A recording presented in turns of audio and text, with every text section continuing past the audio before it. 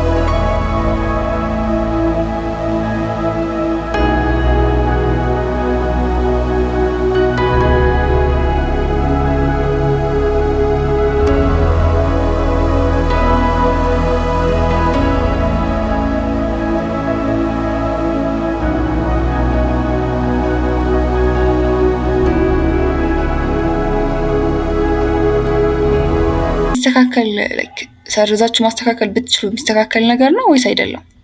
ለምን የሚስተካከል ነገር ነው ብላችሁ ካመናችሁ ከአሁኑ ጀምራችሁ የሆነ ቦታ ስትሄዱ ማስተካከል እንደማትችሉ አምናችሁ ተጠንቅቃችሁ እንድትሄዱ ያደርጋችኋል ማለት ነው። ሌላኛው ደግሞ ምንድነው መስተካከል የማይቻል ከሆነ ማለት አይ ምንም ይስተካከል የለውም ልክ የሆነ ፓዝ ነው የመጣሁት ትክክል ነው ብላችሁ ካመናችሁ ደግሞ በምትፈልጉት ስራ ዓለም ሊሆን ይችላል፣ ሊሆን ይችላል፣ ትምህርት ሊሆን ይችላል። ልክ ከሆናችሁ አሁን ሄዳችሁበትን ፓዝ ለራሳችሁ እንድትጠይቁት የምፈልገው ጥያቄ ከ10 ዓመት በኋላ ወር ከ5 ዓመት በኋላ ይህ ነገር ፌል ቢያደርግ የመጣችሁበትን ፓዝ ሪግሬት አታደርጉም ወይ? አሁን ለምሳሌ ያንን ስራ ፌል ቢያደርግ ሌላ ስራ የመገንባት ወይም ደግሞ ሌላ ስራ የማቋቋም አቅሙና ብቃቱ አላችሁ ወይ? ኢሞሽናል ሊሆን ይችላል፣ ሜንታል ሊሆን ይችላል። የምር ሂል አድርጋችሁ ሌላ ነገር የመጀመር አቅሙ አላችሁ ወይ? ሁለተኛ ደግሞ እዚህ ላይ ምንድነው የምጠይቃችሁ የምፈልገው እናንተን ከአንዳንድ ሌላ ነገር ላይ የመጀመር አቅሙ ካላችሁ የምርም እናንተ ሆናችሁን ያለፋችሁት ከሌላችሁና ደግሞ የምር በጣም ይሄ የለም ሌላ ነገር አቅሙ የመጀመር ፍላጎት የለኝም አዘር ሪሌሽንሺፕ ሊሆን ይችላል አዘር ስራም ሊሆን ይችላል የለኝም ካላችሁ ያ ነገር የእናንተ ኤረር አለበት፣ የዛን ሰው ሻዶ አለበት፣ የእናንተ ኤረር አለበት። የዛን ሰው ሻዶ አለበት ማለት አንድ የስራ ባልደረባችሁ ወይም ደግሞ የሪሌሽንሺፕ አጋራችሁ ሻዶ ካለበት እናንተ ላይ ኤረር እንዲኖር ያደርጋቸዋል። ነገ እንኳን ከዛ ሰው ወይም ከዛ ስራ ባልደረባ ብሬክ ስታደርጉ ኤረር እንዳላችሁ እንዲሰማችሁ ያደርጋቸዋል። ይገማ ፖይንት ያ ትክክል አልነበረም።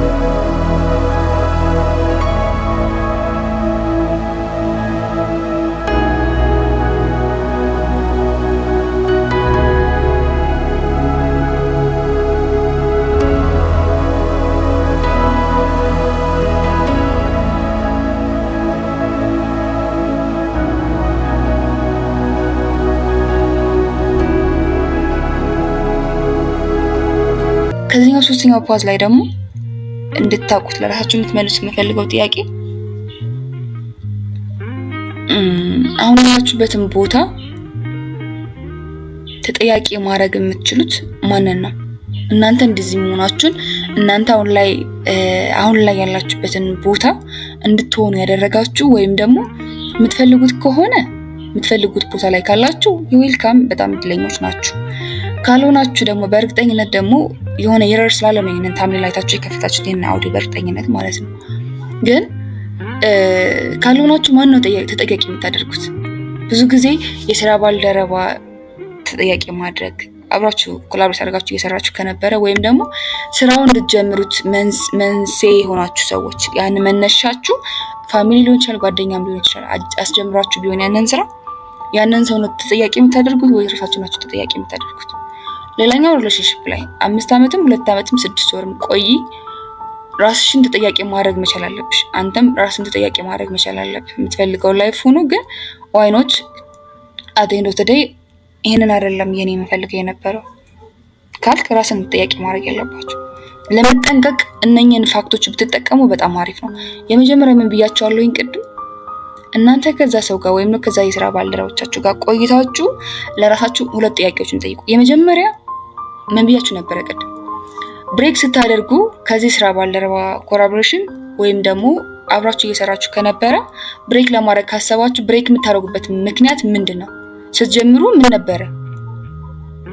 ኤረር እናንተ ጋር ያለው ወይስ እዛኛው ሰው ሻዶ ለእናንተ አድርጎባችሁ ነበረ ከመጀመሪያው ከመነሻው ማለት ነው። ሪሌሽንሺፕ ላይም ደግሞ እንደዚሁ ነው የሚሰራው። ባይዘው ሪያሊቲ ለመጠንቀቅ ከፈለጋችሁ እነኝህን ምልክቶችን እናንተ ላይ ካያችሁ አፕላይ ማድረግ አለባችሁ። ሶሉሽኑ ምንድነው? ኤረር እናንተ ጋር ነበረ፣ ያንን ሰው ሻዶ አድርጎባችሁ ነበረ። አንዳንዴ አናየውም፣ የሆነን ሰው ሻዶ እያረገብን እንደሆነ ኤረር እያረገብን እንደሆነ አናየውም። እና ካራክተር ባይ ዘ ዌይ የሚለበስ ነው፣ አኳኋን ቢሄቨር የሚለበስ ነው። ይሄ ደግሞ ማይንዳችን በተደጋጋሚ ስለምንሰጠውና ስላሳየነውና እኛ ጋር ሪፍሌክት የሚያደርገው ያንን ነገር ኢንተራክት እንዲያደርግ ስለፈቀድንለት ነው።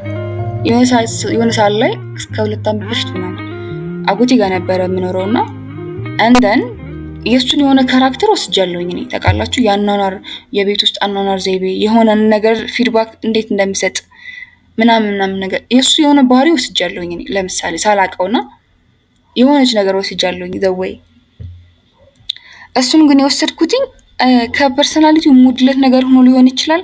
ኦር ደግሞ ለነገሮቹንም ሪስፖንድ ቢሰጥበትን አንግል ተመችቶኝ ሊሆን ይችላል። ባይ ዘ ወይ ለዛ ያን ነገር ኮፒ ያደረኩትኝ ግን አውቄው አይደለም። ከሆነ ጊዜ በኋላ ነው የገባኝ። እኔ ከእያንዳንዱ ከፋሚሊም ከመጣንበት ማህበረሰብ ያልኳቸው ከቤተሰብም ከፋሚሊም ከስራ ባልደረባም ከሪሌሽንሺፕም የምንወስዳቸው ሻዶዎች አሉ፣ እኛም ማናውቃቸው ሻዶዎች አሉ።